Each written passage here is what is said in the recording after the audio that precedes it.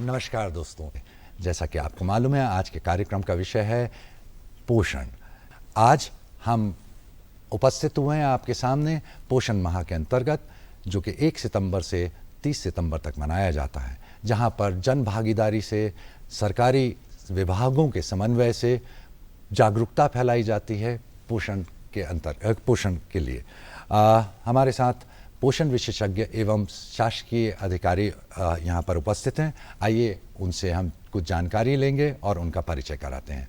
सबसे पहले मैं आपका परिचय कराना चाहूँगा श्री सुरेश तोमर जी से, जो कि संयुक्त संचालक हैं महिला बाल विकास विभाग में।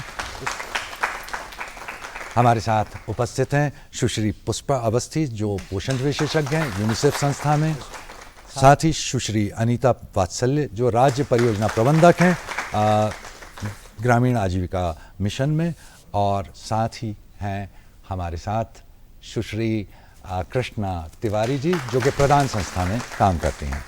पोषण विषय पे जब हम बात करते हैं तो बड़ा क्लिष्ट सा शब्द लगता है, भोजन यानी पोषण या पोषण यानी भोजन। इस विषय पे हम जानकारी हासिल करेंगे सुश्री पुष्पा अवस्थी जी से। आपका क्या मानना है मैडम कि भोजन क्या पोषण है और पोषण क्या भोजन है?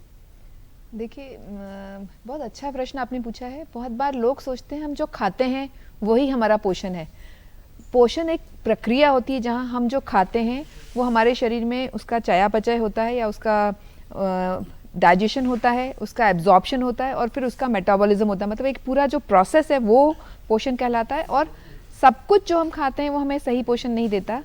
जो हम पौष्टिक आहार लेते हैं वो हमें सही पोषण देता है। तो पोषण और भोजन में थोड़ा फर्क है। तो हर भोज्य पदार्थ पौष्टिक आहार आपको देगा ये ज़रूरी नहीं है। तो हमें हमारे जो चुनाव है उसमें बहुत सिलेक्टिव होना चाहिए या बहुत ध्यान रखने की ज़रूरत है। बहुत सही कहा आपने पुष्पा जी, और काफ़ी जानकारी बढ़ेगी हमारी ग्रामीण अंचलों की महिलाओं से की इस जानकारी से। पोषण माह को महिला बाल विकास विभाग और अन्य विभागों के समन्वय से किस प्रकार मनाते हैं और इसमें ग्रामीण अंचलों में किस प्रकार से समुदाय की भागीदारी होती है? मैं ये प्रश्न आपसे करना चाहूँगा तोमर साहब। धन्यवाद अभिषेक जी। देखिए, महिला बाल विकास विभाग तो इस पूरे के पूरे कार्यक्रम का, इस आयोजन का, जो पोषण माह हम मनाते हैं 1 सितंबर से लेकर 30 सितंबर तक, जो राष्ट्रीय पोषण माह है, उसका नोडल डिपार्टमेंट है। हम पूरे माह तक अलग अलग गतिविधियां करते हैं। और जैसा कि आप सभी लोग जानते हैं कि इस प्रदेश में लगभग 1 लाख आंगनवाड़ियाँ हैं। तो उनके माध्यम से जो आंगनवाड़ी कार्यकर्ता हैं उनके माध्यम से, और उसके साथ में जो कम्युनिटी जुड़ी हुई है, इसके अलावा दूसरे कई सारे जो समूह हैं, स्व सहायता समूह हैं, शौर्य दल हैं, इन सब के माध्यम से पोषण माह को हम मनाते हैं। और हमारी ये कोशिश होती है कि समुदाय तक 6 साल तक के बच्चे हैं, उनकी माताएं हैं, गर्भवती माताएं, धात्री माताएं, उन सभी तक संपूर्ण पोषण की, जो कि इस महीने, इस माह, जो इस साल का जो पोषण माह मनाया जा रहा है, उसकी मुख्य थीम है। तो संपूर्ण पोषण के बारे में जानकारी दी जाए और जो पोषण का स्तर है, जो बच्चों का, गर्भवती माताओं का, धात्री माताओं का, उस पोषण के स्तर में सुधार किया जाए। आपने बहुत ही अच्छा बताया कि आपका विभाग किस तरीके से महिलाओं और बच्चों के पोषण के लिए काम कर रहा है। इस साल का पोषण जो माह का थीम था, सबका पोषण, यानी कि परिवार के पोषण की बात करते हैं। इसी विषय में राष्ट्रीय कार्यक्रम के अंतर्गत हम लोग कई वर्षों से काम कर रहे हैं और राष्ट्रीय पोषण मिशन के अंतर्गत अभी आपको क्या लगता है कि मध्य प्रदेश इन कार्यक्रम के माध्यम से पोषण सूचकांक में किस स्तर पर है? देखिए, ये एक लंबी प्रक्रिया है कि हम किस तरह से पोषण सूचकांक जो रहता है, या जो NFHS का डाटा आता है कि बच्चों का कुपोषण क्या क्या स्तर है, कितने बच्चे हैं जो कम वजन के हैं, कितने बच्चे हैं अति कम वजन के हैं, और सैम और मैम, इस तरह से अलग अलग कैटेगरीज में हम उसको बांटते हैं। देखिए, हम ये मान के चलते हैं कि जब भी कोई सर्वे आता है, और हर एक सर्वे में हम ये देखते हैं कि मध्य प्रदेश का जो स्तर है पोषण का, उसमें सुधार हो रहा है। अभी 3 साल पहले जो NFHS 5 जिसको कहेंगे, नेशनल फैमिली हेल्थ सर्वे, जो 5 नंबर का है, वो जब आया था तो उसमें हमने ये देखा कि मध्य प्रदेश ने, चाहे वो स्टंटेड हो, चाहे वेस्टेड हो, या फिर अति कम वजन के जो बच्चे हैं, उनका जो स्तर है उसमें बहुत सुधार आया है।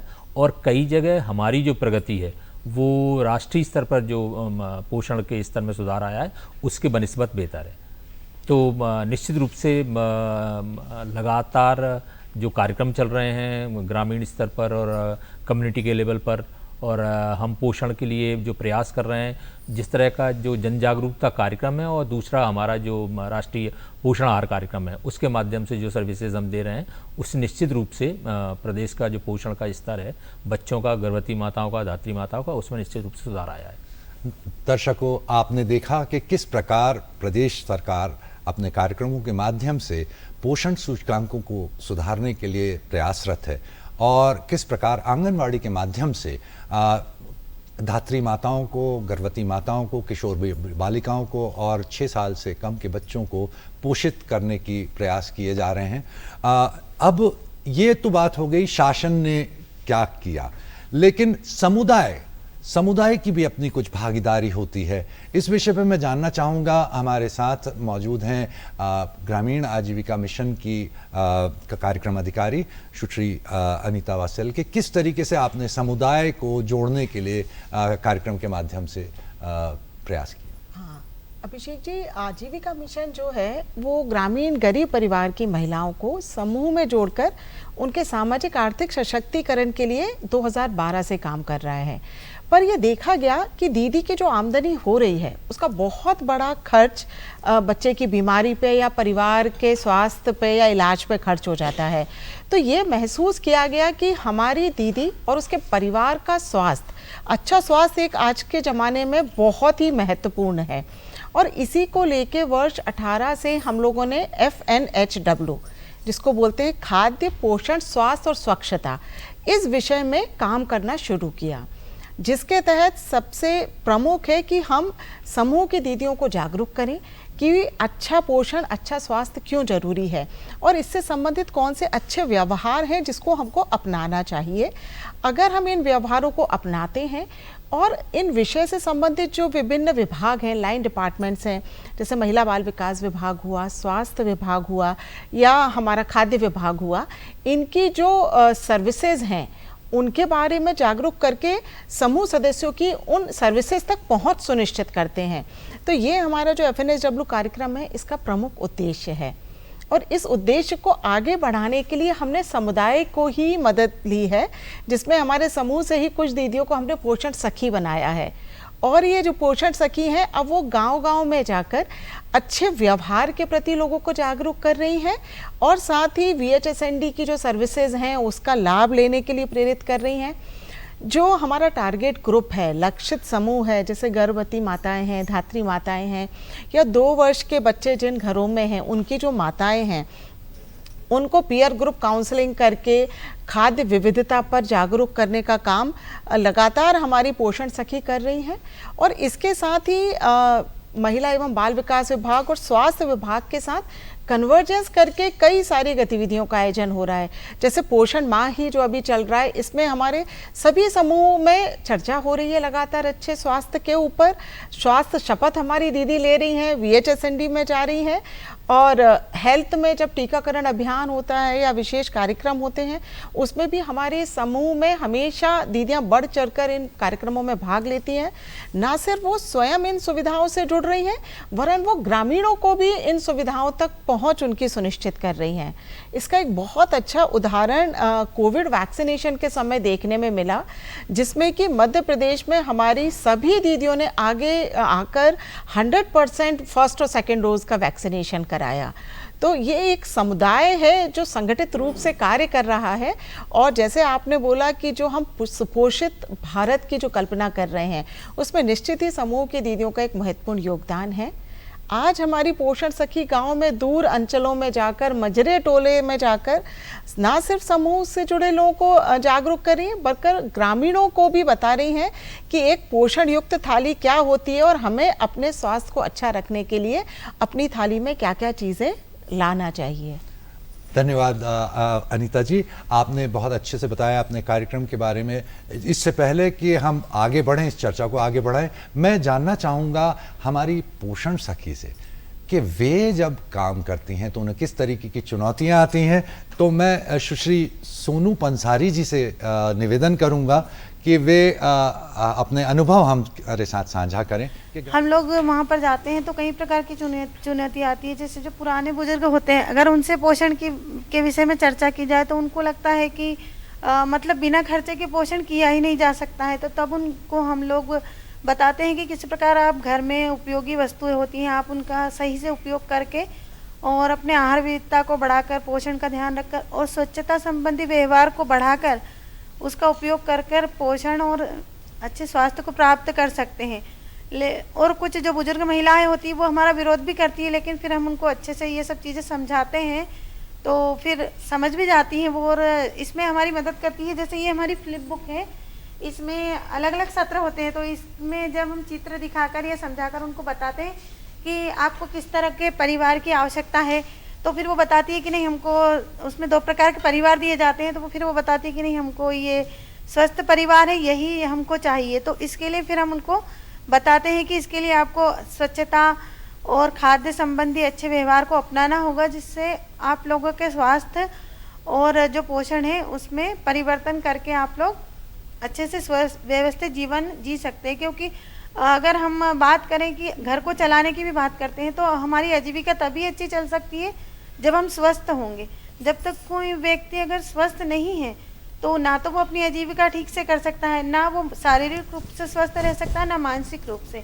और एक स्वस्थ व्यक्ति ही अपने जो परिवार का पालन पोषण सही तरीके से कर सकता है। ये सब कुछ हम उनको समझाते हैं और इसके लिए हम उनको जैसे कि पोषण वाटिका है या फिर उनके घर में जो पुराने पारंपरिक आहार होते हैं हमारे, उन सबको या आहार विविधता को बढ़ाकर मिले जुले अनाज और सब्जियों को बढ़ावा देकर किस प्रकार वो पोषण को प्राप्त करते हैं, ये सब कुछ बताते हैं। बहुत बहुत धन्यवाद। दर्शकों, आपने देखा कि किस प्रकार पोषण सखी आज गांव-गांव में जाकर काम कर रही हैं। इससे पहले कि हम कार्यक्रम आगे बढ़ाएं, मैं चाहूँगा कि सुश्री कृष्णा जी हमारे साथ हैं।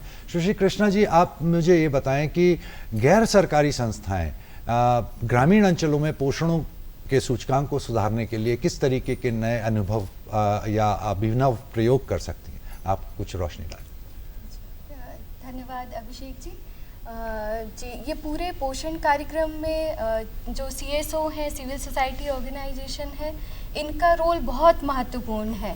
ख़ासतौर से मेरे विचार से जो मॉडलिंग का जो डेमोस्ट्रेशन है कि ये प्रॉब्लम का ये सॉल्यूशन हो सकता है, ये काम में सिविल सोसाइटी ऑर्गेनाइजेशन आगे आ रही हैं, वो डेमोस्ट्रेट कर रही हैं कि क्या है जो काम करेगा। अगर गांव के परिवेश में पर्याप्त खाद्यान्न उपलब्धता नहीं है तो वो करने के क्या तरीके हो सकते हैं, उसको करने की क्या प्रोसेसेस होंगी।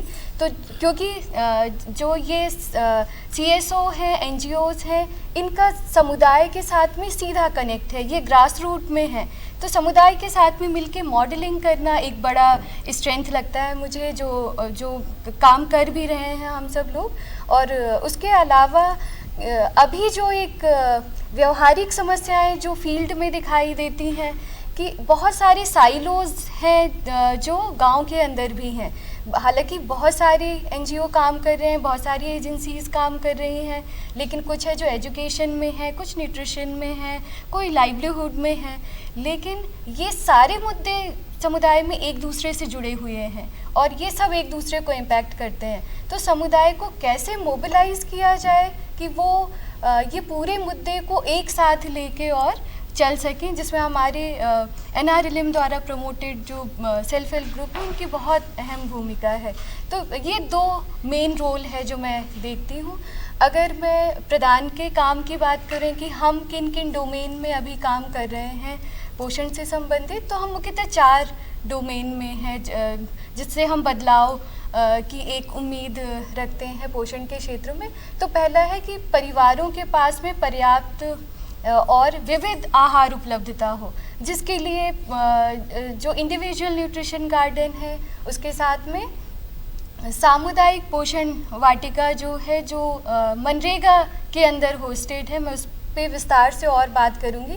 पर इस तरह के कार्यक्रम और उसके साथ में जो गांव के स्तर पे खेती है उसको कैसे न्यूट्रिशन सेंसिटिव बनाया जाए, उसमें कैसे पल्सेस को कैसे लेके आया जाए, उसमें कैसे कोदो, कुटकी, ये जो छूट गए आहार हैं उसको कैसे शामिल किया जाए, जिससे उत्पादन एक बार उपलब्ध हो तो उसका कंजप्शन का स्कोप बढ़ जाता है। तो ये सोच के साथ में पहला डोमेन है खाद्यान्न उपलब्धता, दूसरा है जेंडर, दूसरा है बिहेवियर चेंज से संबंधित कि एक बार उपलब्ध हो भी गया खाद्यान्न तो उसको कंज्यूम करना, उसको कैसे लेना है। इसके साथ में बहुत सारी गांव के स्तर पे काफ़ी सारी परंपराएं, प्रथाएं ऐसी हैं जो रोकती हैं, जैसे कम एज में लड़कियों का विवाह हो जाना, अर्ली गर्भधारण हो जाना। तो ये सारे मुद्दों पे काम करना ज़रूरी है।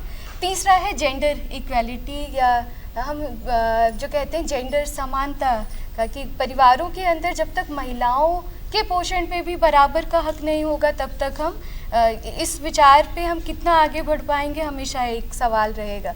और चौथा है जितनी तरह की सर्विसेज है, जो स्कीम्स हैं, उस पे हम डिमांड साइड में काम कर पाएँ, हम समुदाय को उसके लिए प्रेरित कर पाएँ। तो मुख्यतः ये 4 डोमेन हैं। और सामुदायिक पोषण वाटिका के बारे में अगर थोड़ा सा और विस्तार से कहें तो सामुदायिक पोषण वाटिका मनरेगा द्वारा शुरू किया गया एक कार्यक्रम है। बहुत ही खूबसूरत पहल है मध्य प्रदेश सरकार की, जिसमें जो लैंडलेस, जो भूमिहीन महिलाएं हैं जो समूह से जुड़ी हुई हैं, उनको 2.5 एकड़ के आसपास की जो ज़मीन है वो शासकीय ज़मीन दी जा रही है सरकार के द्वारा इन महिलाओं को 5 साल के लिए। और इसमें पूरा जो इन्वेस्टमेंट है वो मनरेगा से है। उद्देश्य है कि इससे ये जो भूमिहीन परिवार हैं, महिलाएं हैं, उनका पोषण एवं आमदनी की व्यवस्था जो है वो बनाई जा सके और एक बदलाव लाया जा सके। दर्शकों, आप सभी ने देखा कि किस प्रकार हमारे सरकारी विभाग और गैर सरकारी संस्थाएं, साथ में यूनिसेफ, किस प्रकार से पोषण के विषय पे आगे अपना कार्यक्रम चला रहे हैं। इससे पहले कि हम चर्चा को और आगे ले जाएं, मैं लेना चाहूँगा एक छोटा सा ब्रेक, और ब्रेक के बाद फिर हम इस चर्चा को जारी रखेंगे। दर्शकों, आपका फिर से स्वागत है इस कार्यक्रम में, और हम चर्चा कर रहे थे पोषण पर। अब हम जानेंगे श्री सुरेश तोमर जी से कि मध्य प्रदेश में और क्या क्या नई पहल करने वाला है मध्य प्रदेश शासन और विभाग, जिससे हम पोषण के आंकड़ों को और ज़्यादा बेहतर कर सकें। देखिए, हम लोग जो सक्षम आंगनवाड़ी कार्यक्रम है उसके तहत एक तो आंगनवाड़ी का पूरा जो सेटअप है उसको सुदृढ़ करने का विचार कर रहे हैं। और हम जानते हैं कि हमारे पास लगभग जो कुल जो आंगनवाड़ी केंद्र हैं उसमें से लगभग 60% आंगनवाड़ी के पास खुद की बिल्डिंग है। तो किस तरह से जो आंगनवाड़ी केंद्र अभी तक किराए के मकानों में लगते थे, उनके लिए एक प्लान बनाया जा रहा है बृहद स्तर पर कि सभी जगह सरकारी भवन हो और उसमें इतना स्पेस हो जिससे कि बच्चों को और महिलाओं को वहाँ पर आराम से बैठकर बात करने की और साथ में पोषण से संबंधित जो सुविधाएं उपलब्ध कराई जाती हैं उनको समुचित तौर पर उन तक पहुँचाया जा सके। इसके अलावा केंद्र सरकार ने साथ ही साथ में ये शुरू किया है कि बृहद स्तर पर जो महिलाएं जिनके बच्चे छोटे हैं लेकिन उनकी अपनी जो पारिवारिक परिस्थितियां हैं, उनको घर के बाहर काम करने जाना पड़ता है, खेतों पर काम करने जाना पड़ता है, तो ऐसी अवस्था में वो अपने बच्चों को कहाँ छोड़ेंगी। तो एक महत्वपूर्ण योजना है जिसको हम आंगनवाड़ी कम क्रैच कहेंगे, पालना जो जिसको कहेंगे, तो पालना की व्यवस्था की जा रही है कि जितने आंगनवाड़ी केंद्र हैं उस पर एक साथ में पालना भी होना चाहिए। लेकिन हम स्वाभाविक तौर पर देखेंगे प्राथमिकता के तौर पर शहरी क्षेत्रों में या ग्रामीण क्षेत्रों में जहाँ पर बड़े स्तर पर महिलाएं काम करने जाती हैं, उनमें प्राथमिकता के तौर पर एक पालना केंद्र खोला जाएगा और उसमें भी कुछ 2 कार्यकर्ता हैं जो है ना वो अलग से होंगी आंगनवाड़ी कार्यकर्ताओं के अतिरिक्त, जिनका काम ये रहेगा कि जब वो महिला बाहर गई है तो उस समय उन बच्चों के पोषण का और उसके बाकी जो सुविधाएं हैं उनका ख्याल रखा जाए। तो इस तरह से कुल मिलाकर एक कार्यक्रम तो ये है कि आंगनवाड़ी जो सर्विसेज हैं उनको सुदृढ़ किया जाए, जिससे पोषण पर बृहद स्तर पर बात हो सके। और दूसरा ये है कि ये जो पूरा का पूरा कार्यक्रम है पोषण अभियान का, इसको एक जन आंदोलन बनाना है। ये नहीं है कि अभी तक हम ये मान के चलते थे कि ये तो माँ की जिम्मेदारी है या सरकारी सिस्टम के तौर पर आंगनवाड़ी कार्यकर्ता या ANM या पोषण सखी इनकी जिम्मेदारी है। ये पूरी जिम्मेदारी पूरी कम्युनिटी की है। अगर एक गांव में कुछ बच्चे कुपोषित हैं, गर्भवती माँ या धात्री माँ कुपोषित है, तो उनकी जिम्मेदारी उस ग्राम पंचायत की है और ग्राम सभा की भी है। तो उनको उस स्तर पर किस तरह से लिया जाना है, इसके लिए एक जन आंदोलन इसको बनाया जाए और पोषण पर चर्चा प्रत्येक गांव में अलग अलग स्तर पर होनी चाहिए और समुदाय के सभी लोगों को उसमें शामिल होने की आवश्यकता है। दर्शकों, बिल्कुल सही कहा सुरेश जी ने कि इस कार्यक्रम को जन आंदोलन का रूप लेना चाहिए और प्रत्येक व्यक्ति को परिवार के पोषण में, समुदाय के पोषण में अपनी अपनी जिम्मेदारियां निभानी चाहिए। लेकिन पोषण हो कैसा, हम इस विषय पर पुष्पा जी से ये जानेंगे कि आप बताएं, चूंकि आप पोषण विशेषज्ञ भी हैं, कि आप बताएं कि किस प्रकार का पोषण। ओके, आपका ये क्वेश्चन जो है वो हम सबके लिए बहुत महत्वपूर्ण है, चाहे हम किसी भी श्रेणी में हो, मतलब बच्चे हों, बड़े हों, बुजुर्ग हों, सभी के लिए पोषण बहुत महत्वपूर्ण है। क्योंकि यदि पोषण सही होगा तो हमारा जो बीमारी से लड़ने की ताकत है वो अच्छी होगी, हमारा जो स्वास्थ्य है वो अच्छा होगा, हमारा पोषण का जो स्तर है वो अच्छा होगा, हमारी जो बुद्धि है वो, मतलब हमारा ब्रेन सही से काम कर पाएगा। मतलब हम देखा जाए तो हम सही तरह से काम कर पाएंगे जो भी हम कर रहे हैं। और छोटे बच्चों के लेकर हम बात करें तो उनका वृद्धि और विकास जो है वो सर्वोत्तम हो सकता है अगर उन्हें बेस्ट पोषण मिले, सही पोषण मिले।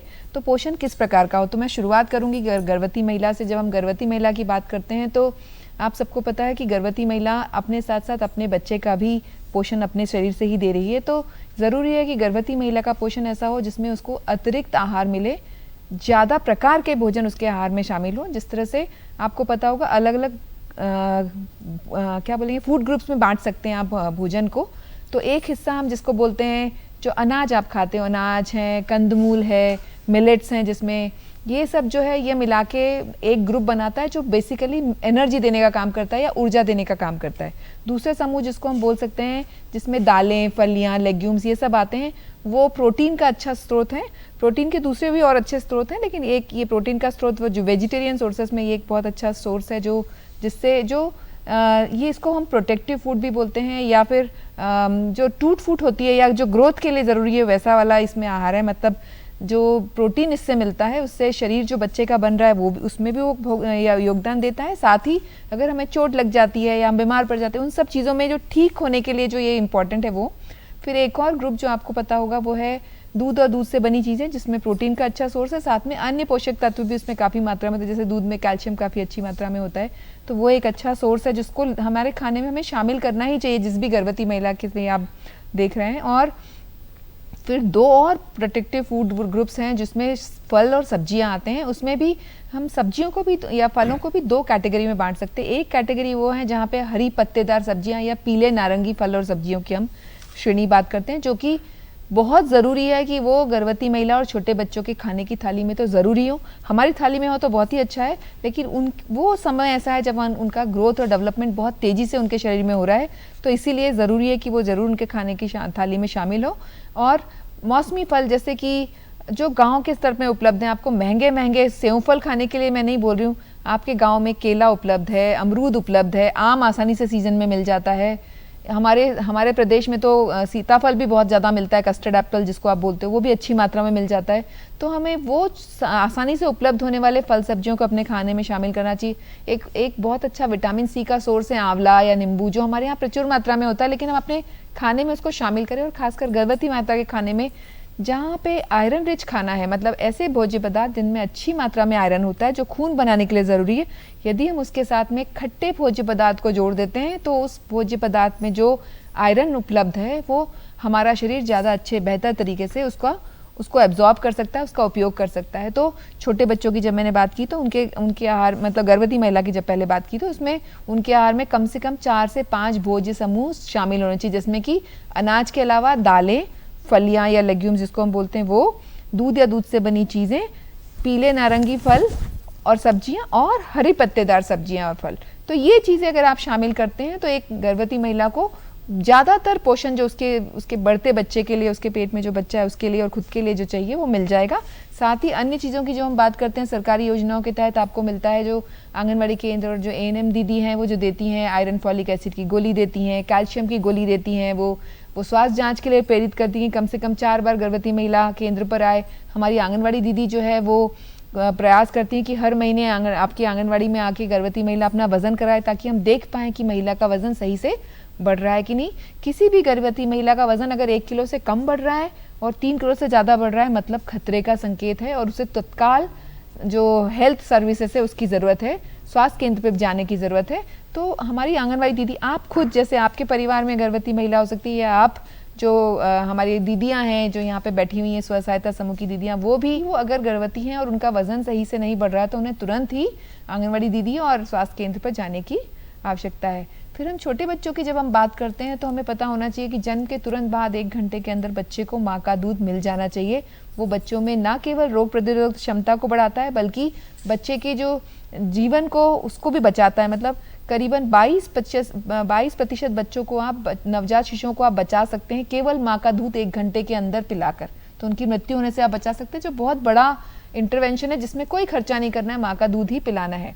और जब हमारे प्रदेश में 90% के आसपास जो डिलीवरी है वो स्वास्थ्य केंद्र में हो रही है, तो हमारे यहाँ पर केवल 41% बच्चों को पहले घंटे में माँ का दूध क्यों मिले, क्यों नहीं उन 90% को मिले जिन बच्चों का जन्म एटलीस्ट स्वास्थ्य केंद्र में हो रहा है। और गांव के क्षेत्र में भी जहाँ हो रहा है, अगर हम ये जागरूकता फैलाएं कि जो भी हो बच्चे को माँ का दूध जन्म के तुरंत बाद 1 घंटे के अंदर मिल जाना चाहिए, अगर हम ये सुनिश्चित करते हैं तो हम बहुत बड़ा योगदान देंगे समाज के और बच्चे के दिमाग और शरीर दोनों के वृद्धि और विकास के लिए। साथ ही उसके जीवन को बचाने का काम भी हम करेंगे। फिर हम इसी छोटे बच्चे से अगर हम बात करें, हम देखिए 2 साल तक का जो पीरियड है वो बहुत महत्वपूर्ण है जन्म के बाद बच्चे के लिए। और वो समय ऐसा है जब हम ये निर्धारित करते हैं कि बच्चे की हाइट कैसी होगी। हम जो बोलते हैं ना बच्चे ठिंगने रह गए या नाटे रह गए, 2 साल में निर्धारित हो जाता है कि बच्चे की ऊंचाई या लंबाई कितनी होगी, क्योंकि 2 साल की उम्र का होते होते बच्चे का जो पूरी जीवन की जो उसकी लंबाई या जो हाइट है उसका आधा हाइट 2 साल की उम्र तक में बच्चा पा लेता है। और उसके बाद आप कितने भी प्रयास करेंगे ऊंचाई उसी मान से बढ़ेगी जितनी ऊंचाई का आपने उसको लाके खड़ा कर दिया है। तो इसलिए ज़रूरी है कि इस समय बच्चे का पोषण बहुत अच्छा हो। तो जन्म के तुरंत बाद 1 घंटे के अंदर माँ का दूध और 6 महीने तक केवल माँ का दूध बच्चे को मिलना चाहिए। पानी, घुट्टी, शहद, जो सौंफ का पानी, अन्य कुछ भी चीज़ बच्चे को नहीं देनी है। गर्मियों के दिनों में भी अगर आपको लगता है कि बच्चे को प्यास लगी है तो माँ का दूध दीजिए। बच्चा को अगर माँ स्तनपान कराएगी, बच्चे को उसकी पानी की आवश्यकता भी माँ के दूध से पूरी हो जाएगी। साथ ही बच्चे को बढ़ने के लिए जो चाहिए वो माँ के दूध में उसी अनुपात में है जैसा उस बच्चे को चाहिए। कुदरत ने इतना कमाल किया है कि माँ के पास वो सब दिया है जो छोटे बच्चे को चाहिए। 6 महीने का पूरा होने के बाद अब माँ के दूध से बच्चे की जो बढ़ती हुई आवश्यकता है उसकी पूर्ति करना पूरा संभव नहीं है। तो माँ के दूध के अतिरिक्त आप घर में बनने वाला जो सादा खाना है उसको बच्चे को देना शुरू कर देना चाहिए। मतलब 6 महीने का पूरे होने के बाद, 180 दिन का पूरा होने के बाद। और उसमें जो घर में बनने वाला खाना है आप उससे शुरू कर सकते हैं। आलू मसल के दीजिए, उससे शुरू कीजिए। खिचड़ी या दलिया या हलवा या लापसी जिसको बोलते हैं, सेमी सॉलिड या लापसी जितना गाढ़ा, उससे शुरुआत करनी चाहिए। दाल का पानी, चावल का पानी नहीं देना है। खाने अर्ध ठोस आहार से शुरू करना है और उसको गाढ़े तक लेके जाना है या ठोस आहार तक लेके जाना है। 2-3 चम्मच शुरू में बच्चा लेता है और धीरे धीरे उसकी मात्रा बढ़ाते बढ़ाते हम 1 साल का होते होते बच्चा माँ के खाने का आधा खाना खा सकता है। मतलब इतना उसकी क्वांटिटी पहुंच जाती है, मतलब 1 कटोरी पूरी एक बार में बच्चा खा सकता है। ये बहुत ज़रूरी है। अब पोषण कैसे अच्छा बनाए, तो बच्चे की थाली में मैंने जैसे बात की कि गर्भवती महिला की थाली में जितनी वैरायटी होनी चाहिए वैसे बच्चों की थाली में भी वैरायटी होनी चाहिए। याद रखिए, गर्भवती महिला को 4 से 5 बार खाने को देना है, वैसे ही छोटे बच्चों को भी 4-5 बार खाना देने की ज़रूरत है। उनका पेट छोटा सा है और उनको बार बार खाना देने की जरूरत है, मतलब कम अंतराल में ज़्यादा बार। हम क्या करते हैं, हम 3 बार खुद खाते हैं तो बच्चे को भी 3 बार खिलाते हैं, जबकि उसका पेट छोटा है और वो कम मात्रा में खा पाता है, तो उसको ज़्यादा बार देने की ज़रूरत है। तो बच्चे के खाने को पौष्टिक बनाने के लिए क्या कर सकते हैं, जो हम घर में 4 से 5 बार खाने की बात कर रहे हैं, जितनी विविधता की बात करें, उसके साथ साथ जब बच्चे की थाली लगे तो उसमें आप क्या कर सकते हो, मूंगफली दाना जो होता है या उसको आप भून के, उसको पीस के, छिलका हटा के पीस लीजिए उसको और उसको उसके खाने में मिला दीजिए। तिल को उसके खाने में मिला सकते हैं। जब उसके लिए आप हलवा या कुछ बना रहे हैं तो उसमें दूध मिला के बना दीजिए ताकि उसकी पौष्टिकता बढ़ जाए। ये चीज़ें अगर आप करते हैं, आपके यहाँ हरी पत्तेदार सब्जियां नहीं है, अगर बरसात के सीज़न में कई बार नहीं उपलब्ध होती हैं, कभी किसी कारण से नहीं है, मुनगा की फलियां हर जगह उपलब्ध हैं, तो आप उसको पत्तियों को बस धोइए, मुनगे की पत्तियों को धो के साफ करके नरम पत्तियां जो है अगर खाने में आप डाल देंगे तो वो भी हरी पत्तियां और सब्जी का काम करेगा। तो हमें छोटी छोटी जो आसपास उपलब्ध चीज़ें हैं उनका ध्यान रखना है। एक पोई नाम की सब्जी है जो जंगली बेल की तरह उगती है, वो इतनी पौष्टिक है लेकिन हम उसको यूज़ ही नहीं करते। तो हमें आसपास में प्रचार प्रसार करें कि अपने घर में एक तो अपने आंगन में आंवले का पेड़ जरूर लगाएं। आप फालतू के फूलदार पौधे 10 लगाते हैं, मैं मना नहीं कर रही हूँ, मत लगाइए, लेकिन उसकी जगह करें एक आंवला, एक आम का पेड़, एक अमरूद का पेड़, इतना छोटा एक मुनगा का पेड़, इतना भी आपने अपने आंगन या अपने समुदाय के क्षेत्र में कर लिया जहाँ कोई भी गरीब जिसके पास ये सुविधाएं उपलब्ध नहीं है, उनके घर पे जिसकी क्षमता नहीं है बाहर से खरीदने की, अगर वो वहाँ से ले पाएगा तो इससे अच्छी कोई बात नहीं हो सकती। और ये करके हम मेरे ख्याल से पोषण को बेहतर बना सकते हैं। बहुत महत्वपूर्ण जानकारी दी, और सरल शब्दों में कहें कि आप अपनी और अपने बच्चे की थाली में जितने अलग अलग रंग का, अलग अलग प्रकार का भोजन रखेंगे, वो भोजन से अलग अलग पौष्टिक तत्व उन्हें मिलेंगे, जिससे गर्भवती माताएं और बच्चे पूरा पोषण प्राप्त कर पाएंगे। मैं चाहूँगा गिरजा कुशवाहा दीदी का कोई प्रश्न था, वो अपना प्रश्न करें। मेरा नाम गिरजा कुशवाहा, मैं ब्लॉक बैरसिया जिला भोपाल से हूँ। मेरा प्रश्न था कि ये पोषण पे हम बात चल रही है और ग्रामीण क्षेत्रों में समूह के द्वारा हो भी रहा है ये पोषण माह में, तो कैसे हम अपने परिवार को, अपने बच्चों को, हम खुद भी सुपोषित भोजन कैसे कर सकते हैं, कैसे अपने परिवार को सुपोषित रखें जो कम खर्च में हो और हमारा परिवार स्वस्थ रह सके। अनीता जी, आप इसका जवाब देना चाहेंगी प्लीज़? हाँ, बिल्कुल देना चाहेंगे। हमारे मिशन से जुड़ी हुई सभी दीदियाँ यहाँ बैठी हुई हैं। मैं आप लोगों को, पुष्पा जी ने बहुत अच्छी बातें बताई हैं कि कैसे हम अपनी थाली को सुपोषित रख सकते हैं। एक पोस्टर भी हमने देखा होगा, सभी दीदियों ने देखा है, हाँ, जिसमें कि 10 खाद्य पदार्थ बताते हैं, है ना। तो 10 खाद्य पदार्थों में से हमें 5 चीज़ें कम से कम रोज अपनी थाली में रखना है, ठीक है। तो उसको कैसे रख सकते हैं? अनाज, हमारे यहाँ सभी के यहाँ छोटे छोटे खेत हैं, हम लोग कुछ ना कुछ अनाज तो उगाते हैं, कभी गेहूँ भी उगाते हैं, किसी दीदी के यहाँ चावल होता है कि नहीं होता है। इसके साथ ही हम लोग दालें भी उगाते हैं, कुछ लोग चना लगाते हैं, कुछ मसूर लगाते हैं, ठीक है। इसके साथ अब सब्जियों की जब बात आती है तो सब्जियां और फल हमें कहाँ सबसे अच्छे से मिल सकते हैं? हमारे घर के आसपास जो भी जगह है उसमें आजीविका पोषण वाटिका लगाकर, ठीक है। तो ये पोषण वाटिका अगर हम हाथ उठा के देखें तो कितनी दीदियों के घर में लगी होगी? सभी के घर लगी हुई है। ये एक बहुत अच्छी बात है कि हमारा मिशन गांव में सभी दीदियों को आजीविका पोषण वाटिका लगाने के लिए प्रेरित कर रहा है। पोषण वाटिका के लिए गंगा माँ मंडप जो पद्धति है उससे हम लोग पोषण वाटिका लगाते हैं, जिसमें घर के पीछे या खेत में जो 1000 वर्ग फीट की जगह है उस जगह पे हम लोग गोल घेरा बनाते हैं, 3 घेरे बनाते हैं, जिसमें सबसे बाहर की तरफ हम लोग बेल वाली सब्जी लगाते हैं। फिर हम लोग ऐसे जो औषधीय पौधे या जो झाड़ी टाइप के पौधे होते हैं वो लगाते हैं, और सबसे अंदर हम लोग क्या लगाते हैं? एक फलदार वृक्ष कोई भी लगाते हैं, जिससे कि हमारी दीदियों के घर में 7 दिन के लिए पर्याप्त सब्जी उपलब्ध हो जाए और वैरायटी भी पूरी बनी रहे। पोषण वाटिका लगाने के 3 फायदे हैं। सबसे पहला तो ये है कि ये पोषण वाटिका में हम घर में किचन में उपयोग किए हुए जो वेस्ट खाद्य पदार्थ हैं उससे ही हम जैविक खाद बना के उपयोग करते हैं। तो इसमें कोई भी रासायनिक खाद का उपयोग नहीं होता, ना ही रासायनिक कीटनाशक का उपयोग होता है। दूसरा ये है कि चूंकि ये जैविक रूप से उपलब्ध सब्जी है, उगी हुई सब्जी है, तो ये पौष्टिक ज़्यादा होती है, इसमें पौष्टिक तत्व होते हैं, साथ ही इसका स्वाद भी बहुत अच्छा होता है। बाजार से जो हम सब्जी लेके आते हैं और जो हमारे घर की उगी होती है उसमें स्वाद में आप आसानी से अंतर कर सकते हैं। और तीसरा, इस पोषण वाटिका को लगाने में हम लोग स्वयं अपने श्रम का ही उपयोग करते हैं, तो इसमें हमारा कोई भी खर्च नहीं होता है। तो बिना खर्च में साल भर शुद्ध और ताज़ी सब्जियां हमको उपलब्ध हो जाती हैं। तो इसलिए मुझे अभी जो लोग सुन रहे हैं सभी से अनुरोध है कि हमें सभी को अपने घरों में पोषण वाटिका अनिवार्यतः लगाना चाहिए। कभी कभी ये बात भी आती है कि हमारे यहाँ तो इतनी जगह ही उपलब्ध नहीं है, हम कैसे अपने घरों में पोषण वाटिका लगाएं? तो ज़रूरी नहीं है कि हमें 1000 वर्ग फीट ही जगह चाहिए। आपके घर में कम जगह है तो आप क्यारी में भी सब्जियां लगा सकते हैं, और उतनी भी जगह नहीं है तो अपने पुराने डिब्बे हो गए, बाल्टियाँ हो गई, या यहाँ तक कि बोरे में भी आप खाद और मिट्टी डाल के अपने घरों में पोषण वाटिका को लगा सकते हैं। गिरजा जी के प्रश्न का मेरा ख्याल है जवाब मिल गया होगा। अब मैं दूसरे प्रश्न के लिए तरफ जाऊंगा। विनीता प्रजापति जी, आप कुछ प्रश्न करना चाहती थी। आप किससे प्रश्न करना चाहती हैं, बताइए क्या प्रश्न है आपका। नमस्ते सभी को, मेरा नाम विनीता प्रजापति है। मैं ग्राम कोलूखेड़ी, ब्लॉक बैरसिया, जिला भोपाल से हूँ। मैम, मेरा आपसे सभी को मेरा पहले नमस्ते। और सभी से मेरा ये क्वेश्चन था कि ज़्यादातर देखा गया है कि एनीमिया मतलब खून की कमी जो है वो ज़्यादातर महिलाओं में क्यों पाई जाती है? जितने वर्ग हैं हमारे प्रदेश में सभी में है, मतलब बच्चे, महिलाएं और बड़े जो हैं उन सभी में खून की कमी है। लेकिन महिलाएं अक्सर इसका शिकार इसलिए हो जाती है, इसके बहुत सारे कारण हैं। उसमें एक बहुत बड़ा कारण तो हम खुद हैं। हम जब सारे परिवार को खाना खिलाते हैं तो सबको देने के बाद जो बचता है वो हम खाते हैं आखिरी में, जबकि हमें सबके साथ में इक्वल रह के लेना चाहिए भोजन। मतलब हमारे अपने भोजन पे हमें ध्यान देना चाहिए। मैं ये नहीं बोल रही हूँ आप अपने परिवार को ना खिलाएं, लेकिन उनके साथ साथ खुद के खाने को भी आप ध्यान रखें। दूसरी चीज़ है हमारी भोजन संबंधी आदतें।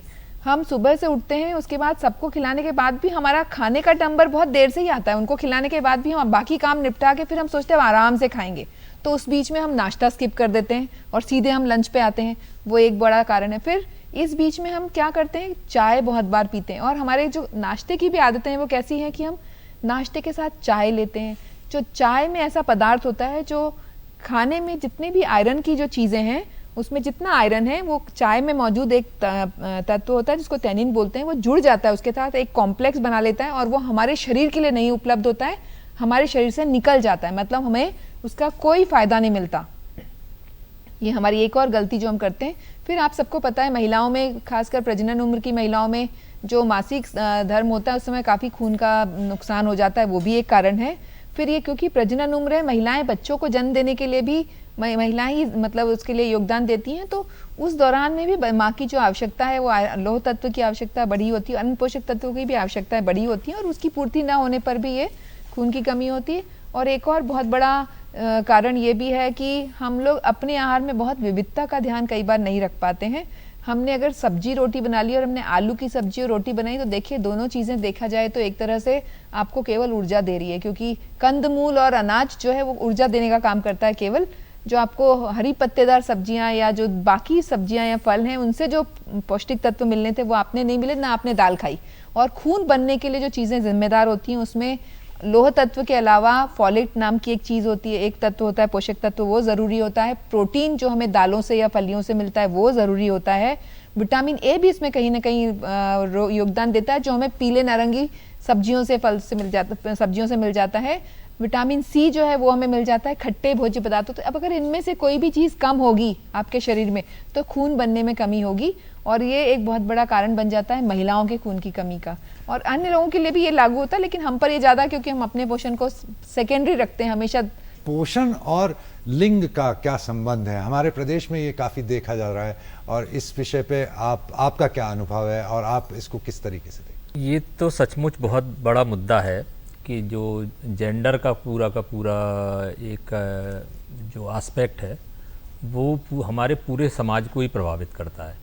तो समाज में जो भी गतिविधियां हैं उनको भी स्वाभाविक तौर पर प्रभावित करता है। और हमने ट्रेडिशनली देखा जाए, पारंपरिक तौर पे देखा जाए तो पोषण की पूरी जिम्मेदारी जो है ना वो महिलाओं को दे रखी है कि खुद का पोषण का ख्याल रखना, बच्चे के पोषण का ख्याल रखना, वो पूरी जिम्मेदारी माना जाता है कि महिलाओं पर ही है। और समाज का अपना या परिवार का अपना जो फॉर्मेशन है वो पितृसत्तात्मक है। वहाँ सारी सुविधाएं मूलतः पुरुषों के लिए होती हैं। परिवार भी यही सोच के चलता है कि पैदा हुआ है वो लड़का है या लड़की है, और फिर जो बच्चा पैदा कर रही है वो तो महिला है। अब स्वाभाविक तौर पर इस तरह की प्रवृत्ति जो है ना वो बनती है समाज में कि महिला का अपना जो स्वास्थ्य है वो सबसे पहले उसके साथ समझौता होता है। महिलाएं खुद भी समझौता करती हैं और परिवार भी समझौता करता है। हमारी ये प्रवृत्ति होती है, हमने देखा है अपने परिवारों में महिलाओं को कि जैसा अभी पुष्पा जी बता रही थी कि सबको पहले खाना खिलाएंगी, पोषक खाना भी खिलाएंगी, लेकिन सबसे अंत में वो खुद खाना खाएंगी। तो उसमें एक तो ये होता है कि कई बार जब परिवार के सभी सदस्य क्रम से अगर खाना खा लेते हैं तो खाना बचता नहीं है। दूसरा बात यह है कि खाना बचता भी है तो उनके अंदर एक त्याग की भावना भर दी जाती है कि आप अच्छी स्त्री उसी को माना जाता है परिवार में या समाज में जो दूसरों के लिए त्याग करती है। तो वो एक भावात्मक बोझ इतना ज़्यादा होता है कि वो समर्पण करने में या दूसरों के लिए त्याग करने में बहुत अपने आप को मानती हैं कि ये उनकी जिम्मेदारी है। तो उसमें एक जो त्याग होता है वो भोजन का भी होता है। तो चूँकि ये जो पूरा का पूरा डायनेमिक्स है ना जेंडर का, कि जिम्मेदारी भी स्त्रियों पर ही है और जो जहाँ से बच्चे की शुरुआत होती है, स्वाभाविक तौर पे कोई महिला ही बच्चे को जन्म देती है और महिलाएं अनीमिया की शिकार हैं, महिलाएं कुपोषण का शिकार हैं, महिलाओं का वजन जितना अप्रोप्रिएट होना चाहिए उतना नहीं है। गर्भावस्था के दौरान कहा जाता है कि 10 किलो वजन बढ़ना चाहिए एक महिला का, उसको आराम मिलना चाहिए, लेकिन ये सभी चीज़ें उपलब्ध नहीं हो पाती हैं। तो अगर नहीं उपलब्ध हो पाती हैं, जैसे या तो परिवार नहीं चाहता है कि महिला आराम करे, ऐसा होता है, और महिला खुद भी नहीं चाहती है आराम करे। और ये एक बात ये भी है कि अगर देखा जाए कि जब काम करने की बात आती है ना, जो वर्किंग आवर्स होते हैं, महिलाएं कितना व्यस्त रहती हैं, तो महिलाएं पुरुषों से 2 गुना व्यस्त रहती हैं। जो काम होता है, मान के चलिए कि 100 घंटे काम होता है दुनिया में, तो उसमें 67 घंटे काम महिलाएं करती हैं। तो वो गर्भावस्था के दौरान भी वो काम का कुछ हिस्सा उनकी ज़िंदगी में आता है। तो ये कुल मिला के चूँकि जो नींव है वो कमज़ोर हो जाती है, तो फिर ये कुपोषण का एक सिलसिला या कमज़ोर जो व्यक्तित्व फिजिकली तौर पे देखा जाए तो उसका एक सिलसिला हमारे समाज में शुरू हो जाता है। इसके बाद जो बात है कि जिम्मेदारी तो महिला को दे दी गई है, लेकिन महिला के हाथ में कोई ताकत नहीं होती है, महिला के हाथ में कोई पैसा नहीं होता है। तो मान के चलिए वो ये निर्णय भी नहीं ले सकती कि बच्चे के लिए, जब बच्चा बड़ा हो गया है तो उसके लिए पोषक तत्व वाला भोजन उसको लाना है, उसको मान के चलिए कि बच्चे के लिए 1 लीटर दूध लेके आना है, तो वो उसके हाथ में वो आर्थिक ताकत नहीं है कि वो दूध लेके आ सके। उसके लिए उनके परिवार के सदस्यों से या पुरुषों से बात करनी पड़ेगी इसमें। और पुरुष जो है ना, जो नर्चरिंग का, जो पालन पोषण का जो पूरा मुद्दा है, पुरुष अपने आप को उस पूरी प्रक्रिया से मुक्त रखता है। वो ये मान के चलता है कि बच्चे को पैदा करना, बच्चे का पालन पोषण करना, उसके स्वास्थ्य का ख्याल रखना, उसके पोषण का ख्याल रखना, ये महिला की जिम्मेदारी है। तो निश्चित रूप से ये इसके कारण भी पोषण पर बहुत नकारात्मक असर पड़ता है।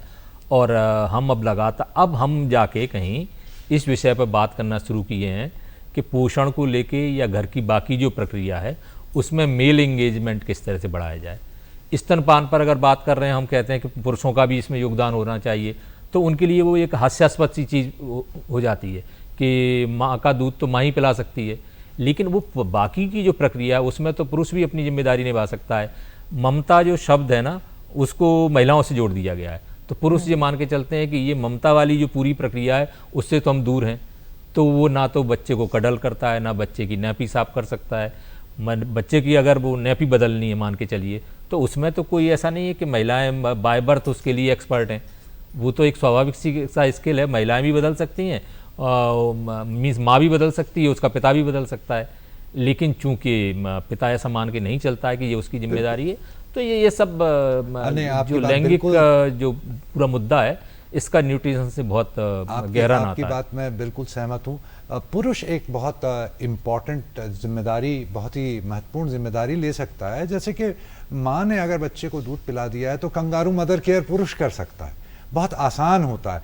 तो समाज में धीरे धीरे परिवर्तन, जैसे मैं आज के नवयुवकों को देखता हूँ तो कई सारे नवयुवक अपनी पत्नी का सहयोग कर रहे हैं बच्चों के पालन पोषण में, साथ में खाना खाने की शुरुआत कर रहे हैं ताकि पत्नी को भी समुचित भोजन मिल सके। तो हमारे कार्यक्रम के माध्यम से अगर ये भी एक संदेश पहुंच जाए और जो नव दंपति हैं या नए बच्चे हैं वो अगर अपने पत्नी को अपने साथ बैठ के खिलाने लगे तो पोषण काफ़ी अच्छा होगा। इसी सिलसिले को हम जारी रखेंगे, लेते हैं एक छोटा सा ब्रेक। पुनः स्वागत है आपका, चर्चा को जारी रखते हैं। अब हम प्रश्न पूछते हैं, हमारे साथ जुड़ी हुई हैं बबीता कुशवाहा जी, आप अपना प्रश्न पूछिए। सभी अधिकारियों को नमस्ते, मेरा नाम बबीता कुशवाहा है और मैं ब्लॉक बदली जिला सीहोर से हूँ।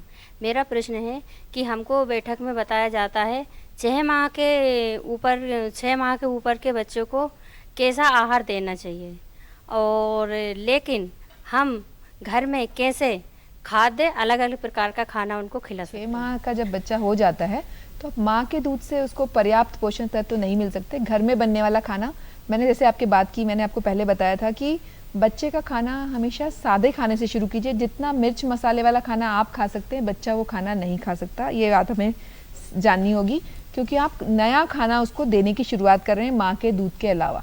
तो घर में बनने वाला सादा खाना, दाल चावल निकाल लीजिए गाढ़ा गाढ़ा, उसको मसल दीजिए, हलवे जैसा नरम बना दीजिए, वो दे दीजिए। उसमें डालिए मूंगफली दाना पीस के कूट के, या वो जो आप बना रहे दाल चावल जो रखें उसमें आप थोड़ी सी मलाई जो डाल दीजिए 1 चम्मच, वो उसको पौष्टिक बना देगी। या आप इसमें ऐसा भी कर सकते हैं कि आपने जब इसको पका रहे थे, जब दाल चावल आपने बनाया, जब रोटी बनाई या जो चावल पकाया, उसमें आपने दूध डाल के पका लिया, वो भी एक तरीका हो सकता है। या आपने जो बनाया है, आपको ज़रूरी नहीं है कि आपको अलग से बच्चे के लिए कुछ बनाने की ज़रूरत है, जो बनाया है सादा उसमें से पहले निकाल लीजिए बच्चों के लिए, आपका मिर्च मसाला बाद में ऐड कर दीजिए, पहली चीज़। दूसरी चीज़ आप क्या कर सकते हैं, जैसे आपने दूध और चावल बच्चे को दिया या दूध रोटी आप बच्चे को दे रहे हैं, उसमें केला मसल के डाल दीजिए। आम का सीज़न है तो उसमें आम डाल दीजिए, उसकी पौष्टिकता बढ़ जाएगी। आप आटा पिसाते हैं तो सिंपल सा काम कीजिए, 10 किलो आटे में आप 1 किलो चना जो होता है काला चना, वो साथ में पिसा लीजिए। आपके उसमें प्रोटीन ऐड हो जाएगा, आपको अलग से मेहनत नहीं करनी पड़ेगी, सोचना नहीं पड़ेगा। तो ये छोटी छोटी चीज़ें आप घर के स्तर पे कर सकते हैं। और बच्चे को आप देंगे तो 2-3 चम्मच से शुरू कीजिए। जब बच्चे को खाना देना शुरू कीजिए, कोई भी एक खाना आपने, जैसे मान लीजिए आपने उसको शुरू किया दाल और रोटी मसल के देना हलवे की तरह नरम करके, तो अगर आपने वो 2-3 चम्मच आपने शुरू किया तो उसको 1 हफ्ते तक 2-3 चम्मच वो रोज वही खिलाइए, एक ही चीज़। और 1 हफ्ते बाद में उसमें एक चीज़ और जोड़ दीजिए। अब आपने दाल चावल शुरू किया था, या रोटी सब्जी शुरू की थी, जो भी आपने दिया है उसमें एक चीज़ आपने और दी, तो आपने एक चीज़ और जोड़ी, जैसे आपने केला जोड़ा, तो आपने फिर वो 2 चीज़ें हफ्ते भर फिर खिलानी, ताकि आप धीरे धीरे चीज़ें ऐड करते जाएं, पुरानी चीज़ बंद मत करिए, नहीं तो बच्चा उनमें से कोई चुन लेगा। तो हमें वो नहीं देना है, हमें चाहते हैं कि हम वो सब कुछ खाएं। और आप जो खाते हैं, अगर आप नॉनवेज खाते हैं तो उसका रस बच्चे को मत खिलाइए, वो नॉनवेज का पीस मसल के वो खिलाइए बच्चे को। अब मैं ये जानना चाहूँगा कृष्णा जी से कि ग्राउंड लेवल पे आप लोग जब समुदाय में जाते हैं तो आपके कार्यकर्ता किस प्रकार से काम करते हैं, ताकि लोगों को ज़्यादा बेहतर तरीके से समझ बने पोषण की और वे अपने पोषण का ख्याल रख सकें।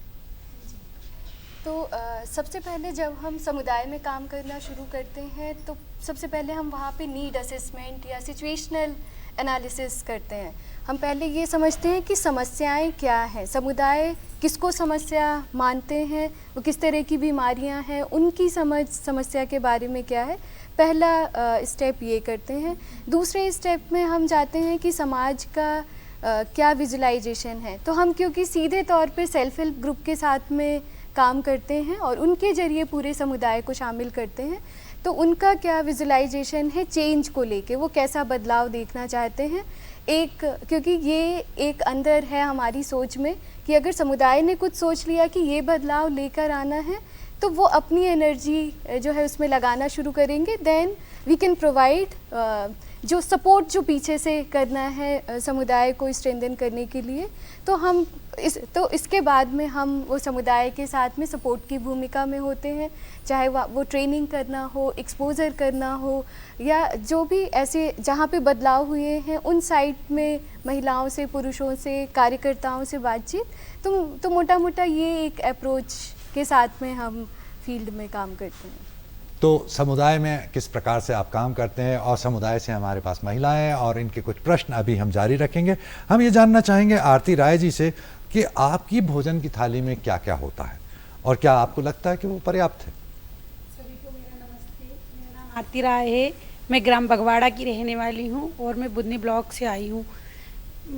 हमारी खाने की थाली में दाल चावल सब्जी रोटी ही रहती है। तो क्या आपको लगता है कि वो पर्याप्त है? हाँ सर, वो कुछ तरीके से कुछ पर्याप्त है हमारे लिए, लेकिन हम कोशिश करते हैं कि उसको और पर्याप्त बना सकें। तो इस विषय में आप कुछ जानकारी देना चाहेंगे इनको कि किस तरीके से ये भोजन में अपनी विविधता ला सकते हैं?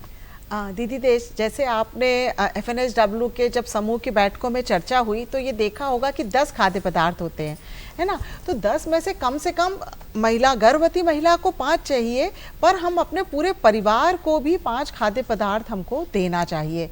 और इसके लिए हम क्या कर सकते हैं, जैसे अभी बात हुई है कि जो अनाज है तो अगर आप गेहूं में चना मिला लें या आपके पास सोयाबीन है, सोयाबीन का आटा मिला लें, तो आपका 2 खाद्य पदार्थ एक साथ हो गए। ठीक है, इसके साथ ही जब हम आटा गूंद रहे हैं, हम पालक या मेथी काट के डाल सकते हैं। आपके पास घर में लौकी है, पत्ता गोभी है, अगर कोई सब्जी है वो भी हम किसके मिला लें, तो उससे जो रोटी बनेगी वो पौष्टिक हो जाएगी। तो 3 से 4 खाद्य पदार्थ तो हमारे एक चीज़ में ही हो गए, रोटी में ही आ गया। अब जब आपने दाल बनाई तो दाल के साथ हम उसमें टमाटर डाल देते हैं, डालते हैं कि नहीं डालते हैं, हरा धनिया डाल देते हैं, और साथ में उसका छौंक किससे लगाते हैं, थोड़े से घी से, बहुत ज़्यादा नहीं कि हम बड़ा चम्मच भर के घी डाल दिया, जितनी मात्रा में 2 चम्मच छोटे चम्मच से घी से हम अपनी दाल पका लें, तो एक जो दूध और दूध का जो प्रोडक्ट है वो भी आपके दाल में आ गया, टमाटर भी आ गया, जो पीला नारंगी फल आ गया, और आपके साथ दाल 3 हो गई। ठीक है, मौसमी फल आप लोग कोई भी यूज़ कर लीजिए, गांव में आसानी से मिल जाते हैं, केला मिल जाता है, जामफल मिल जाता है आपको, अभी जामुन का जब सीज़न आता है जामुन मिल जाता है, सीताफल तो बहुत ही मिलता है, बेर भी हमारे यहाँ काफ़ी आता है, मिलता है ना। तो इस तरह से जब मौसम जैसा हो उस मौसम के फलों को हमको और सब्जियों को अपने थाली में रखना चाहिए।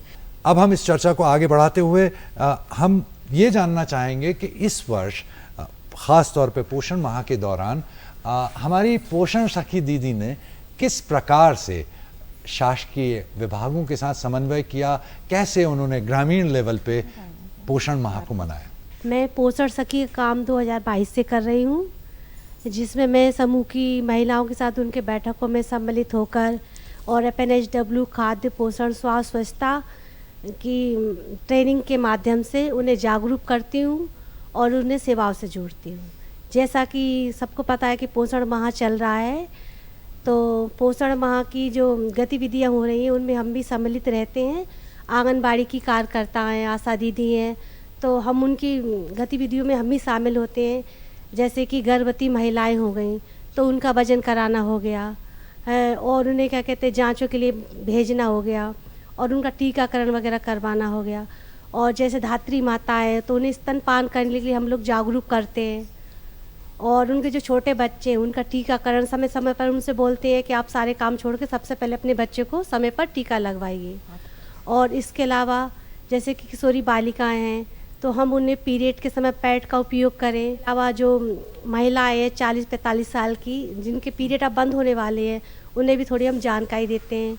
और इसके अलावा हम वहाँ में पोषण माह में रंगोली के माध्यम से पचरंगी थाली और दीवार पर चित्र लेखन वगैरह बनवाते हैं, महिलाओं को जागरूक करते हैं। बहुत बढ़िया दीदी, आपने बहुत अच्छी जानकारी दी, बहुत बड़ी जानकारी दी। इससे पहले कि हम आपसे विदा लें, मैं आखिरी प्रश्न लेना चाहूँगा श्री सुरेश तोमर जी से कि तोमर जी आप हमें ये बताएं कि आगे हमारे विभाग के समन्वय के साथ हम इस पोषण माह को किस तरीके से लेके जाने वाले हैं, कुछ और योजनाएं हैं, या हम आगे क्या देख रहे हैं कि हमारा प्रदेश पोषण में किस प्रकार का हो? देखिए, जैसा मैंने शुरुआत में कहा था कि ये एक जन आंदोलन है। इसमें हम पोषण माह में ये चाहते हैं कि जो परंपरागत तौर पर हम जिस तरह से सोचते रहे हैं कि बच्चे के पोषण की जिम्मेदारी माँ की है और या एक स्त्री की जिम्मेदारी है, और डिपार्टमेंट्स के तौर पे देखते हैं तो हम बाय एंड लार्ज आंगनवाड़ी कार्यकर्ता और आशा कार्यकर्ता तक सीमित होते हैं।